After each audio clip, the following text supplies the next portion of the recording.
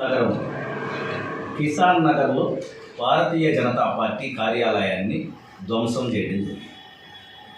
అర్ధరాత్రి పూట దుండగుల లేకపోతే కమిషనర్ సెంట్రల్ పార్టీ కేంద్రంలో అధికారంలో ఉన్న పార్టీ, భారతదేశంలో భారతీయ జనతా పార్టీ అంటే అతిపెద్ద పార్టీ, ప్లస్ ఈరోజు మనం ఆంధ్రప్రదేశ్లో కూటమి పార్టీ. భారతీయ జనతా పార్టీ కార్యాలయంతో పాటు అక్కడ ఉన్న ఇటీవల మేము రాష్ట్ర వ్యాప్తంగా దేశవ్యాప్తంగా జెండా ఆవిష్కరణ చేసుకున్నాం. ఈ ఏప్రిల్ 6వ తారీఖు ఆ జెండాతో సహా ధ్వంసం చేశారు. ఇది పూర్తిగా కమిషనర్ బాధ్యత వహించాలి.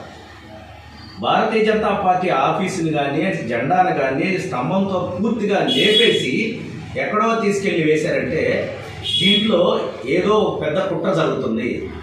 కాబట్టి మేము అధికారంలో ఉన్నామని చెప్పి వాళ్ళ మీద మేము ఎక్కడా కూడా అనుచితంగా మాట్లాడలేదు.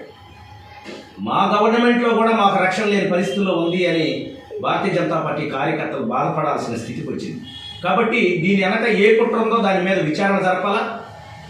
ముఖ్యంగా కమిషనర్ గారు, నెల్లూరు కమిషనర్ గారి మీద చర్యలు తీసుకోవాలా. ఈ విషయం మీద పోలీసులు కూడా ప్రత్యేక విచారణ జరపాలా. ఎస్పీ గారు కూడా దీని మీద ప్రత్యేకంగా చర్యలు తీసుకోవాలని చెప్పి మేము బీజేపీ కావలి శాఖ నుంచి తెలియజేస్తున్నాం. అయితే ముఖ్యంగా ఈరోజు కూటమిలో మేము అందరం పనిచేస్తున్నాం. డబుల్ ఇంజిన్ పరిపాలన జరుగుతూ ఉంది. అందరితో కలిసి ప్రయాణం జరుగుతుంది. తెలుగుదేశం, జనసేన, బీజేపీ ముగ్గురు కలిసి చేసే సందర్భాల్లో అభివృద్ధే ఒక అజెండాగా ముందుకు పోతా ఉన్నాం. భారత ప్రధాని నరేంద్ర మోడీ గారు కానీ, ఇక్కడ చంద్రబాబు నాయుడు గారు కానీ, భారతీయ జనతా పార్టీ అధ్యక్షులు మాధవ్ గారు కానీ కలిసి మెలిసి మేమందరం కూడా ముందుకు పోతుంటే అధికారుల నిర్లక్ష్యం వల్ల, అధికారులు కొంతమంది ఓవర్ యాక్షన్ వల్ల ఇలాంటి సంఘటనలు జరుగుతున్నాయి.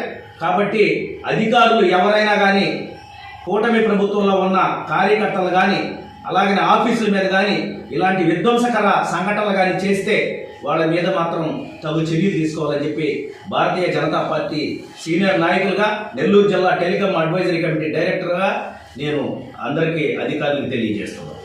ధన్యవాదాలు.